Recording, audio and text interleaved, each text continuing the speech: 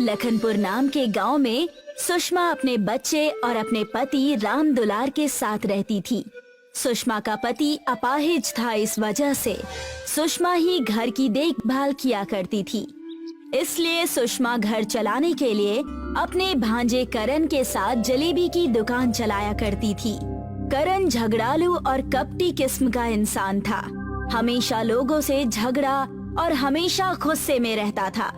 उसे अपने मामा की सारी जमीन और जायदाद हड़पनी थी। बेटा करण, जाकर दुकान खोल दो, मैं दूसरे कामों में व्यस्त हूँ। मैं कोई काम नहीं करने वाला। आप मामी होकर मुझसे काम करवाती हैं। आपको शर्म नहीं आती? मैंने तुमसे पहाड़ तोड़ने को तो नहीं कहा ना, बस इतना ही कहा कि दुकान खोल दो। करण वहाँ से गुस्से में दुकान खोलने चला जाता है। भैया, मुझे जलेबी के साथ दही भी देना। ये तुम्हारा तीसरी बार है जो तुम मुझसे दही मांग रही हो। जाओ, अब मैं नहीं दूंगा। तो क्या तुम मुझसे झगड़ा करना चाहते हो? तुम्हारा तो ये रोज का ही काम है। उन दोनों में बहस हो ही रही थी कि वहाँ पर सुषमा आ गई। आंटी, ये देखिए, ये मुझसे कैसे झगड़ा कर रहा है। यहाँ पर रुकना ही बेकार है, मैं चला, मुझे यहाँ पर नहीं रहना। करण वहाँ से बहस करके चला जाता है। सुषमा अकेले ही पूरा दिन दुकान चलाती है और रात को थक हार कर अपने पति राम दुलार से जाकर सारी बात बताती है। आप उसे समझाते क्यों नहीं? मैं जानता हूँ सुषमा, मैं उससे एक बार बात करके देखूंगा। जी करिए, और जल्दी करिए। दिन ब दिन उसका भविष्य खराब ही होता जा रहा है। राम दुलार करण को आवाज लगाकर बुला ही रहा होता है कि करण आधी रात को अपने दोस्तों के साथ आवारागर्दी करने चला जाता है।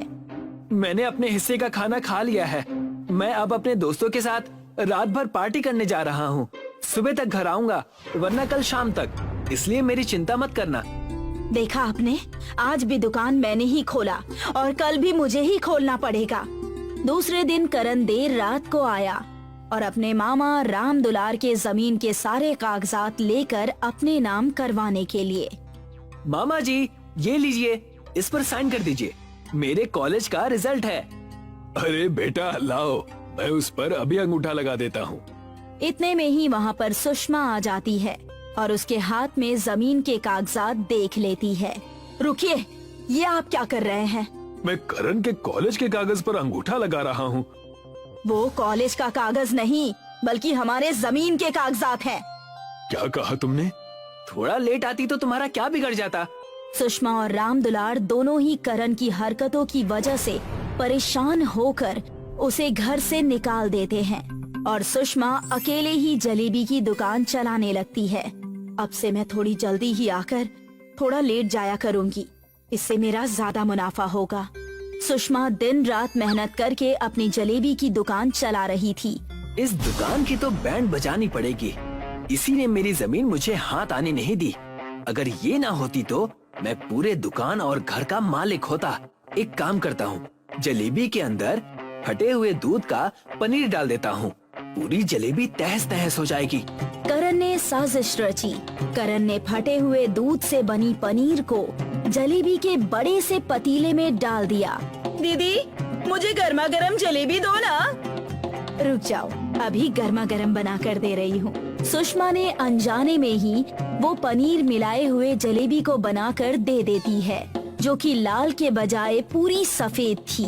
ये क्या मजाक किया आपने? मैंने आपसे गर्मा गर्म जलेबी मांगी थी और आप तो मुझे ये मीठा पनीर खिला रही हैं। ये बस जलेबी के आकार का है, जलेबी थोड़ी ना है। ये कैसे हो सकता है? लगता है कुछ तो गड़बड़ है। उस औरत को दुकान से दूर जाता देख करण बहुत खुश हुआ। लगता है वो पुलिस को बुलाने जा रही हैं। अब इन्हें समझ में आएगा कि करण से पंगा लेने का अंजाम क्या होता है।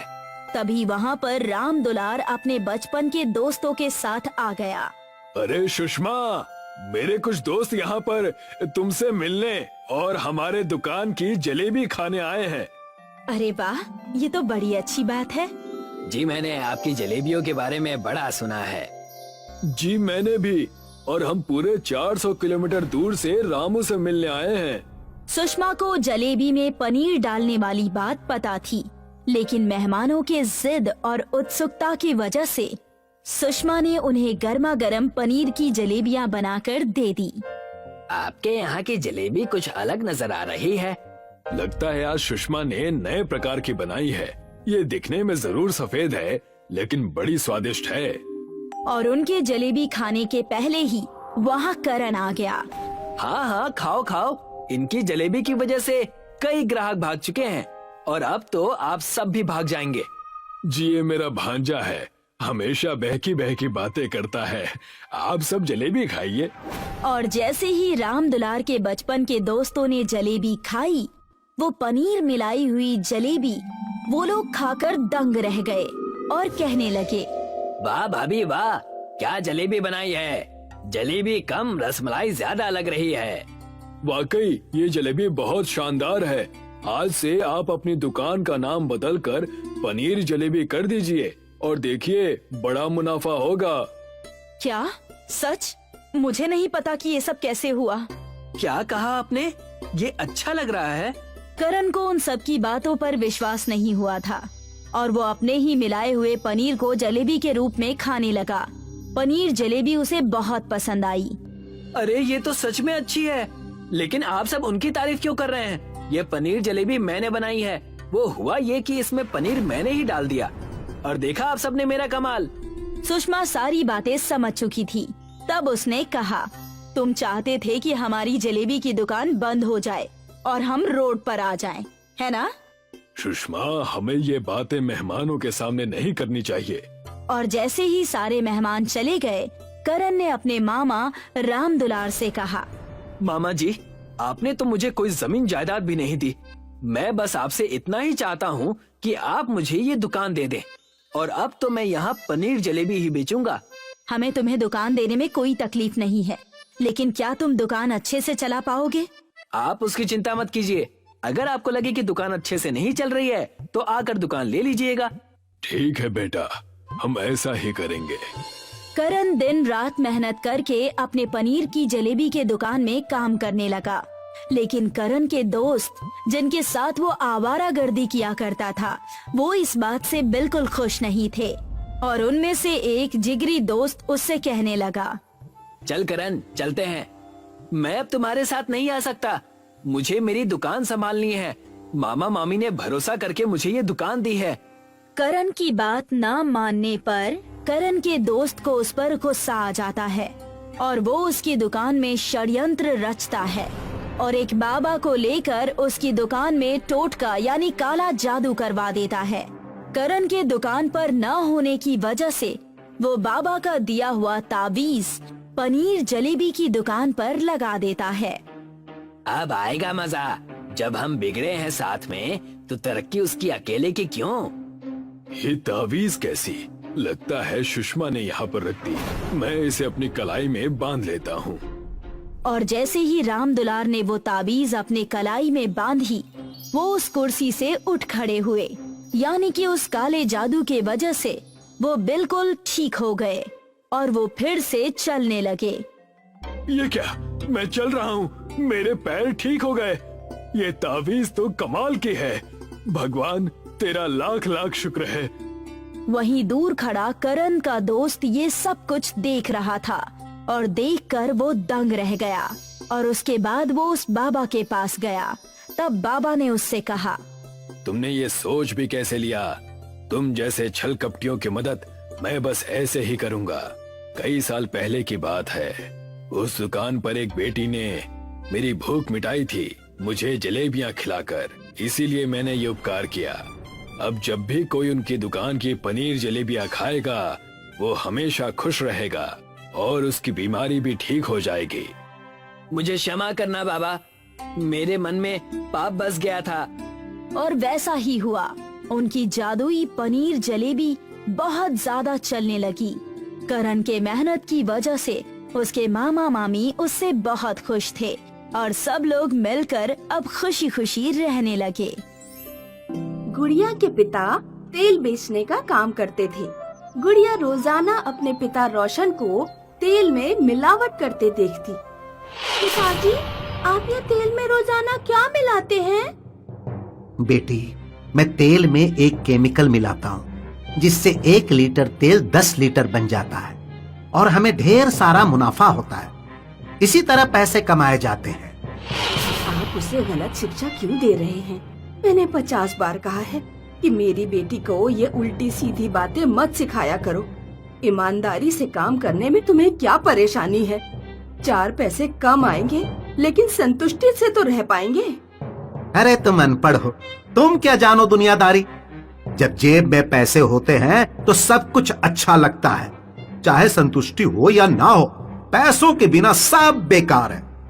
तुम अपनी संतुष्टि का अचार डाल लो कि मेरी बेटी मेरे सिद्धांतों पर ही चलेगी। पिताजी, मैं बड़ी होकर जलेबियाँ बेचना चाहती हूँ। मुझे जलेबियाँ बनाना बहुत पसंद है। हाँ बेटी, तुम जरूर जलेबियां बेचना, लेकिन मेरे तरीके से। फिर तुम्हें अमीर होने में देर नहीं लगेगी। नहीं गुड़िया, तुम ईमानदारी से जलेबी बेचना। कुछ दिनों बाद गुड़िया की माँ बहुत बीमार हो गई। उसे अस्पताल में भर्ती कराना पड़ा। जब गुड़िया की माँ अस्पताल से घर लौटी तो गुड़िया के पिताजी बोले, अब कहो गुड़िया की माँ, अगर मैंने तेल में मिलावट करके पैसा कमाया होता तो क्या मैं तुम्हारा इलाज करा पाता? क्या जरूरी है कि अगर तुम मेरा इलाज ना कराते तो मैं ठीक नहीं हो पाती? ईश्वर चाहता था कि मैं ठीक हो जाऊं, इसीलिए मैं ठीक हो गई, तुम्हारे पैसों की वजह से नहीं। कुछ वर्षों बाद रोशन दुनिया छोड़कर चला गया और गुड़िया बड़ी हो गई। माँ, मैं जलेबी की दुकान खोलना चाहती हूँ। वैसे भी मुझे अपना खर्चा चलाने के लिए कुछ काम तो करना पड़ेगा। गुड़िया ने अपनी जलेबी की दुकान खोली क्योंकि गुड़िया दिखने में बहुत सुंदर थी, इसीलिए लोग उसकी जलेबियाँ खाने खिंचे चले आते। आप बहुत सुंदर हैं और जलेबियां भी बहुत अच्छी बनाती हैं।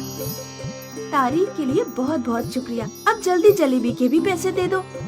गुड़िया की दुकान से जो भी कमाई होती वो उसे अपने कपड़े और मेकअप का सामान खरीदने में लुटा देती। गुड़िया, तुम जितना कमाती हो कम से कम उसका 1/3 हिस्सा बचाया तो करो, वरना भविष्य में तुम्हें परेशानी हो सकती है। गुड़िया अपनी माँ की बातें एक कान से सुनकर दूसरे कान से निकाल देती। धीरे धीरे गुड़िया की जरूरतें बढ़ती जा रही थी। पड़ोसी डॉली ने अपनी स्कूटी खरीदी है, अब मैं भी अपनी स्कूटी खरीदूंगी, लेकिन स्कूटी खरीदने के लिए चाहिए पूरे 50,000। ज्यादा पैसे कमाने के लिए थोड़ी बहुत चालाकी करनी पड़ती है।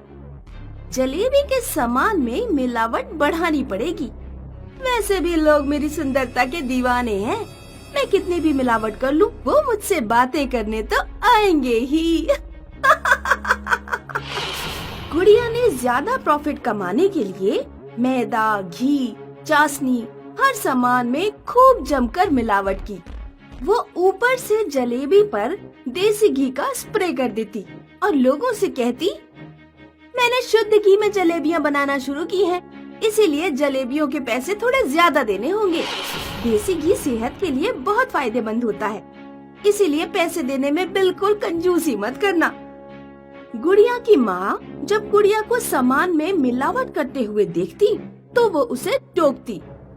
गुड़िया, इस तरह तुम्हें सामान में मिलावट नहीं करनी चाहिए। अगर किसी दिन किसी गांव वाले को पता चल गया तो तुम बुरी फंस जाओगी। कुछ नहीं होगा माँ, तुमने अपने खर्चे जरूरत से ज्यादा बढ़ा लिए हैं, इसीलिए तुम्हें ज्यादा पैसों की जरूरत पड़ रही है। खर्चे कम करो और ईमानदारी से जलेबियाँ बनाओ। माँ, अब आप मुझे अध्यापिका की तरह लेक्चर मत दो। मैं बड़ी हो चुकी हूँ और अपने फैसले खुद ले सकती हूँ। आखिरकार गुड़िया ने अपने लिए स्कूटी खरीद ली। अगले दिन जब वो स्कूटी चलाने के लिए जा रही थी तो गांव का प्रधान उसके घर आया। मेरे बेटे ने तुम्हारी जलेबियां खाई थी, उसके बाद से उसकी तबीयत बहुत बिगड़ गई है। उसे मैं हॉस्पिटल में एडमिट करके आ रहा हूँ। तुम्हारी जलेबियों की जांच होगी। मैंने शहर से टीम बुलाई है। गुड़िया की जलेबियों की जांच की जाती है और जांच करने वाले जलेबियों का कच्चा चिट्ठा खोल कर रख देते हैं। ऐसी अशुद्ध जलेबियां मैंने आज तक जीवन में नहीं देखी। सभी गांव वाले डॉक्टर के पास जाएं। क्योंकि अभी तक आप लोगों का बहुत नुकसान हो चुका होगा। हर गांव वाला गुड़िया पर थूकता है। गुड़िया और उसकी माँ का घर से बाहर निकलना भी दूभर हो गया। मुझे माफ कर देना माँ, काश मैंने आपकी बात मान ली होती। मैं पैसे कमाने के लिए अंधी हो गई थी। अगर मैं आपके बताए ईमानदारी के रास्ते पे चली होती तो आज मुझे ये दिन नहीं देखने पड़ते।